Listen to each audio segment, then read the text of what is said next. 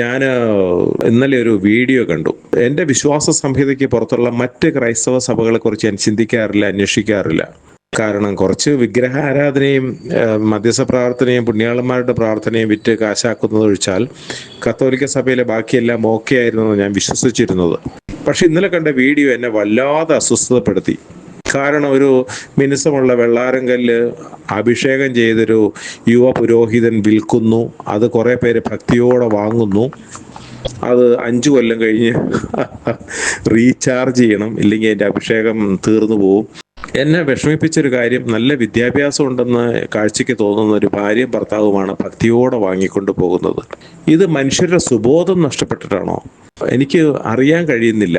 കാരണം ഇന്ത്യയിലെ ഏറ്റവും സാക്ഷരതയുള്ള സംസ്ഥാനമായ കേരളത്തിൽ ലോകത്ത് ഏറ്റവും മാന്യമായി ഭീകരവാദമോ ദുരുപദേശങ്ങളോ ഏറ്റവും അന്ധവിശ്വാസങ്ങളോ കുറവുള്ള ക്രൈസ്തവ സഭയും കൂടെ ചേരുമ്പോൾ ദൈവ ഇഷ്ടപ്രകാരം കാര്യങ്ങൾ മുമ്പോട്ട് പോകേണ്ടതാണ്. പക്ഷെ ഏറ്റവും മലീമസമായതും പരിഹാസ്യവുമായ നിലയിലല്ലേ ഇവിടുത്തെ കാര്യങ്ങൾ പോകുന്നത്. എനിക്ക് തോന്നുന്നത് ഇത് സജിത്ത് കണ്ണൂർ എന്ന് പറയുന്ന ഭൂലോക ഫ്രോഡിനെ കത്തോലിക്ക സഭ ദത്തെടുത്തതിന് ശേഷമാണ് അവരിത്രയും വഷളായത്. പക്ഷെ എനിക്ക് മനസ്സിലാകാത്തൊരു കാര്യം, സജിത്തിന് ഭാര്യയുണ്ട്, കുട്ടിയുണ്ട്, റിസോർട്ടുണ്ട്, ഹോട്ടലുണ്ട്, ഈ ബിസിനസ് വ്യാജ ശുശ്രൂഷകൾ കൊണ്ട് കോടികളുടെ സ്വത്തുണ്ട്. ഈ വിവാഹ ജീവിതം വെടിഞ്ഞ് സെലിബസി ആചരിച്ച് കുടുംബജീവിതം വേണ്ടാന്ന് വെച്ചിരിക്കുന്ന കത്തോലിക്ക പുരോഹിതന്മാർ എന്തിനാ ഈ കച്ചവടത്തിന് ഇറങ്ങുന്നത്? ഒരു പക്ഷേ സ്ത്രീ ശരീരം കഴിഞ്ഞാൽ ഏറ്റവും കൂടുതൽ വ്യഭിചരിക്കപ്പെട്ട ഒന്ന് ക്രൈസ്തവ സഭാവിശ്വാസമാണ് ലോക ചരിത്രത്തിൽ. പക്ഷെ അതിൻ്റെ എല്ലാ പരിധിയും ലംഘിച്ചിരിക്കുന്നു. കല്ലും മണ്ണ് മാത്രമേ ബാക്കിയുള്ളൂ എന്ന് പഴയ കാരണവന്മാർ പറയാറുണ്ട്. ഇപ്പം അതേ അവസ്ഥയിലെത്തിയില്ലേ? ഇപ്പൊ കല്ലിനെ അഭിഷേകം ചെയ്ത് വിൽക്കുന്നു 5000 രൂപയ്ക്ക്. ഇതെന്തായി തീരും?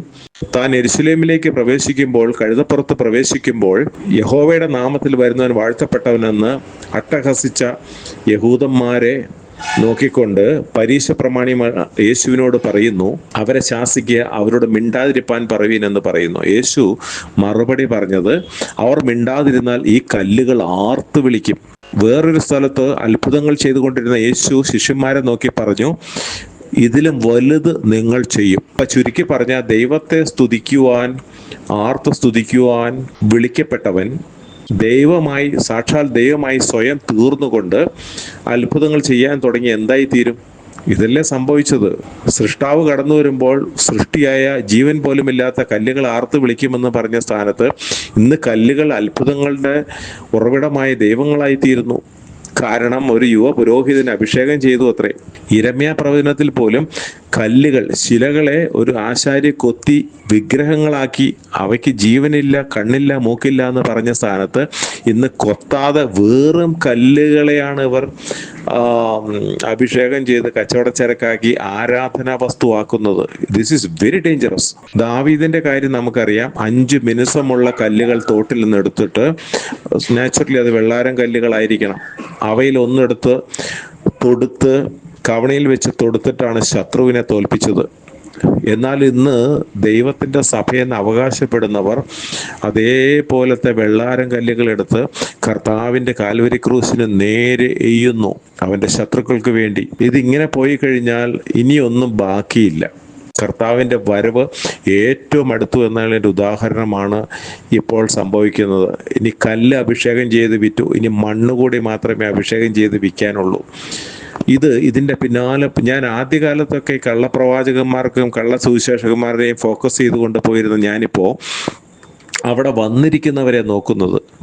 കാരണം വലിയ ന്യായവിധി ദിവസത്തിലെ ന്യായവിധി വരുമ്പോൾ, ഇസ്രായേലിലെ ന്യായവിധി വരുമ്പോൾ ദൈവം അറിഞ്ഞുകൊണ്ട് തന്നെ ദൈവത്തോട് മറുതലിച്ച ഇസ്രായേൽ ജനത്തെ തെറ്റിക്കേണ്ടതിന് പ്രവാചകന്മാരുടെ മേൽ ഭോഷ്കിൻ്റെ ആത്മാവിനെ അയച്ചിരിക്കുന്നു എഴുതിയിരിക്കുന്നു. This is a judgement for people. അല്ലാതെ ഞാൻ കുറച്ച് നാൾ ഇവരുടെ പ്രാർത്ഥനയ്ക്ക് പോയി, ശുശ്രൂഷയ്ക്ക് പോയി, അവരെന്നെ പറ്റിച്ചു, ഇത് മുഴുവൻ തട്ടിപ്പാണെന്ന് പറയുന്ന വിലപിക്കുന്നവരോട് പുച്ഛിക്കുകയല്ലാതെ വേറൊന്നും ചെയ്യാനില്ല. They are the culprits. ദൈവം ഈ കള്ളപ്രവാചകന്മാരെ, അച്ഛന്മാരെ ഉപകരണമാക്കുന്നു എന്ന് മാത്രം. i2i News, an eye for truth. i2i News subscribe ചെയ്തിട്ടില്ലാത്തവർ ഇപ്പോൾ തന്നെ സബ്സ്ക്രൈബ് ചെയ്യുക. നോട്ടിഫിക്കേഷൻ ലഭിക്കുവാൻ ബെൽ ബട്ടണും അമർത്തുക.